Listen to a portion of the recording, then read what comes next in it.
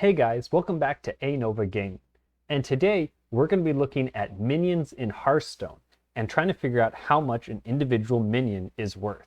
So this was brought on by a question in my last video where I said that Onyxia was comparable to a 9 mana 12/12 because it made an 8/8 and 6 1/1s. But that got me thinking if that was really true or not. But to figure out if that was true, you have to know how much an 8/8 is worth by itself, and then how much a 1/1 is worth by itself, and then add up how much an 8/8 is worth and 6 1/1s to figure out the total value that you get from Onyxia. And there are a ton of examples of this throughout the game.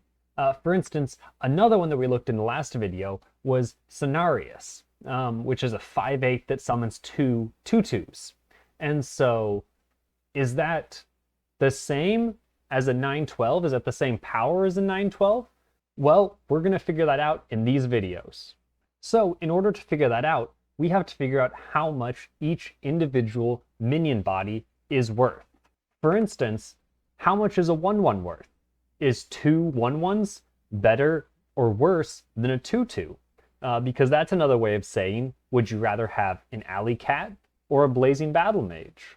And of course, there's a bunch more examples of this throughout the game. For instance, here's one more. Would you rather have the Razorfin Hunter and her boar, or would you rather have a spider tank? And so, to answer this question of how much a minion is worth, we have to know what the minion is doing. And so I've split that up into 3 major categories. When you control a minion, either it gets to go face for several turns, or eventually it gets cleared by a spell, or eventually it gets killed by another minion. And so, to figure out how much a minion is worth, we can figure out how much it's worth in each of these 3 different scenarios. And then we can kind of total them up at the end to get the total value of the minion. And so, going further down that direction, we can kind of boil down the value of a minion to 3 questions. How much damage will it deal? What spells clear it, and how good is it in minion combat? And so I'm going to look at each of these questions in a separate video and find the value of a minion in each of these 3 scenarios.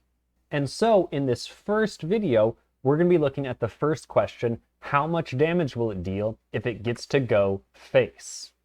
And so this may seem obvious, but let's think about it for a second. If you play a minion, why can't your opponent just ignore it and go on with their game plan? Well, the answer is because your minion's going to hit them in the face and it's going to deal face damage. And so the first thing we're going to look at is how much damage will this minion do if you ignore it and let it go face. I grabbed a couple of screenshots of recent Grandmaster games to illustrate this. For instance, the reason why you can't ignore this board right here is because next turn, the mage is going to take 12 damage from it. And while it may seem obvious that if you're a slower deck versus an aggro deck, you clear their board so you don't take damage. Well, that seems obvious. But the same principle even applies in control versus control matchups. And so here's a screenshot from a priest versus priest game.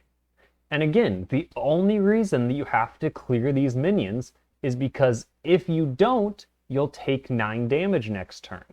And so this is our first, most simple way to evaluate a minion's value. If it gets to hit face, how much damage will it do? And in a couple of the examples we looked at earlier, this doesn't help make too much of a difference. For instance, the alley cat and the tabby cat versus the blazing battle mage both deal 2 damage if they get left alone and they get to hit the enemy face. The same is also true of the Razorfin Hunter and boar versus the spider tank. Either way, it's going to deal 3 damage to the enemy face. However, this isn't always the case.